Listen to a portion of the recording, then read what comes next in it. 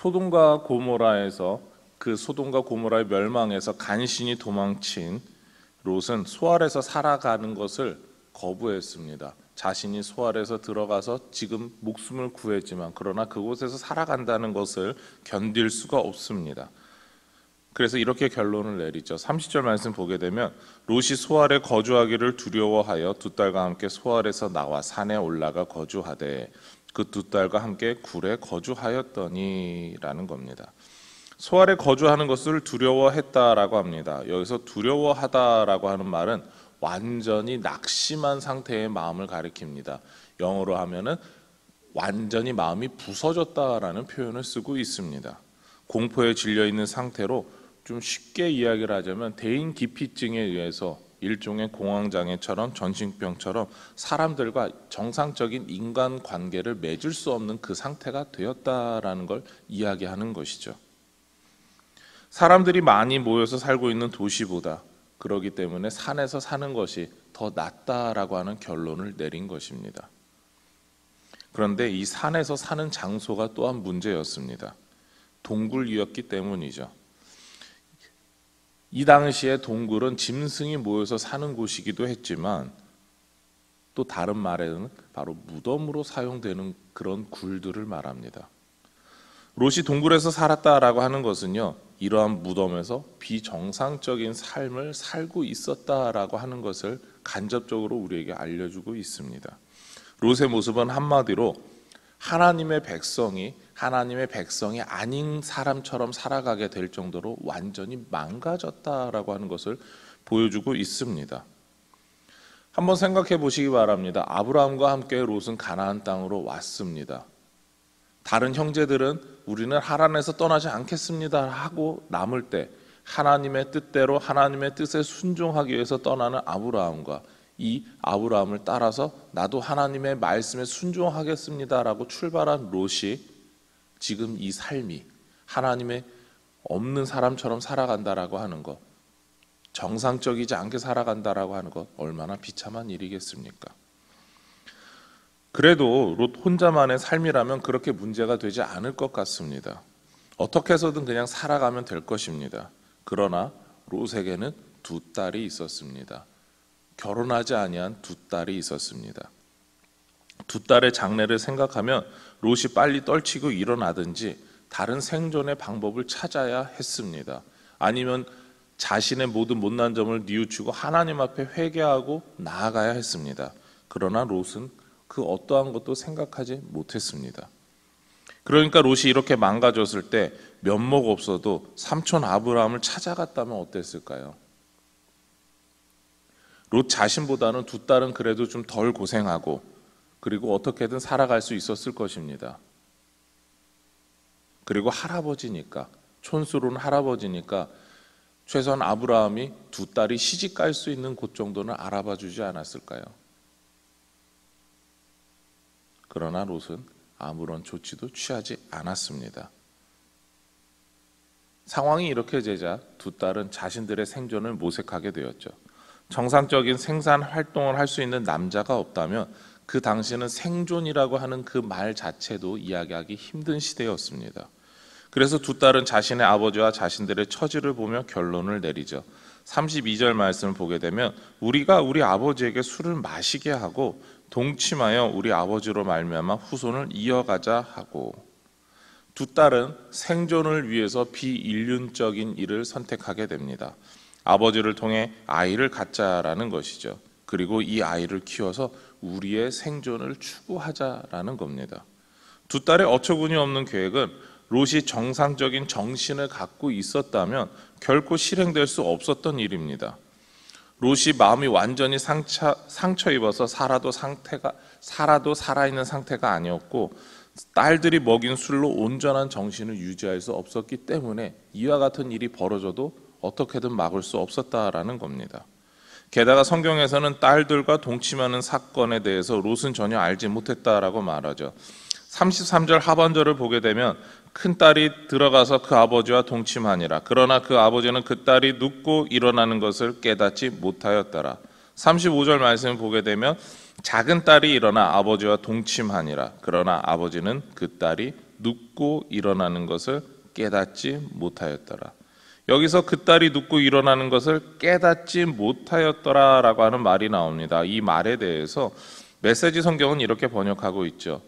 롯은 그녀가 무엇을 했는지 아무것도 모르고 아무것도 몰랐습니다 라고 반복해서 강조해서 표현하고 있습니다.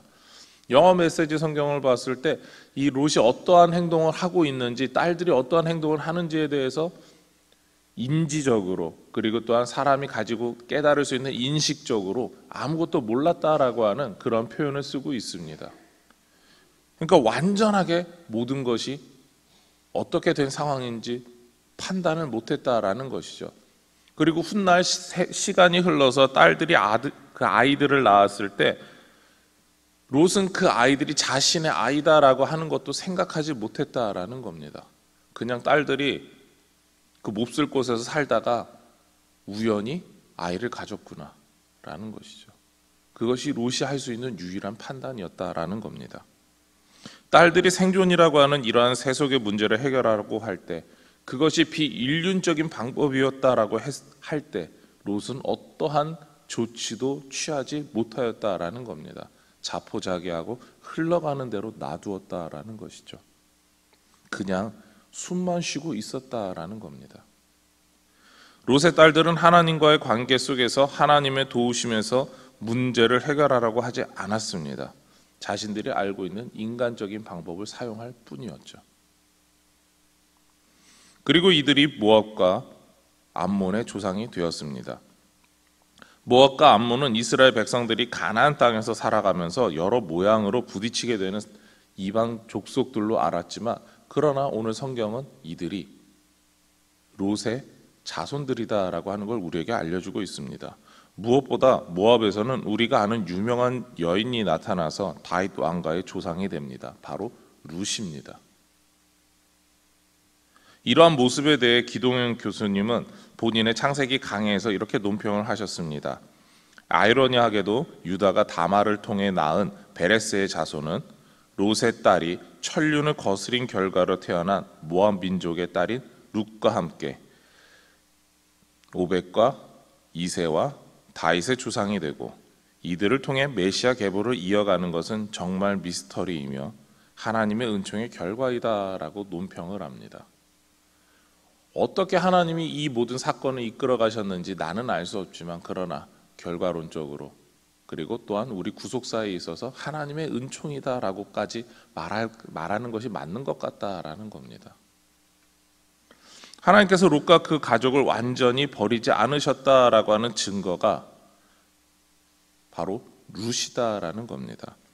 모압 여인이고, 이 여인이 다윗 왕가의 조상이 되는 그것을 통해서 하나님께서 한 번 택한 사랑, 그 가족을 반드시 지켜주시고 그 삶을 보장하신다라고 하는 증거가 되기도 합니다.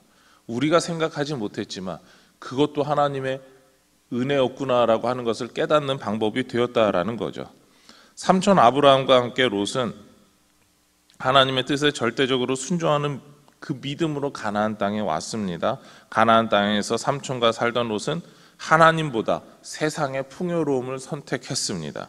하나님을 의지하지 않는 변질된 신앙의 모습을 가지게 되었습니다. 그래서 아내는 세상의 것에 집착하다가 돌아보다가 소금 기둥이 되었고, 두 딸은 롯의 아이를 임신하게 되는 겁니다. 그럼에도 하나님께서는 롯에 대한 사랑이 있으셨고 아브라함의 중보에 응답해 주셨습니다. 비인륜적인 행위에 의해서 목숨만 부지하는 삶을 살아갔을지언정 하나님은 딸들을 통해 주신 아들들을 큰 민족을 이루게 하셨고 하나님의 구원의 역사에 동참하게 해 주셨다라는 것이죠.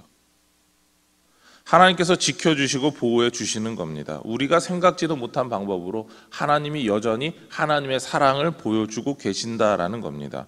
이 모습은 에덴 동산을 떠나는 아담과 하와에게도 보여주셨던 모습입니다.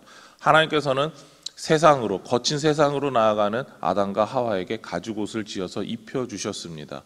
이것이 없으면 너희가 보호를 받을 수 없다라는 것이죠.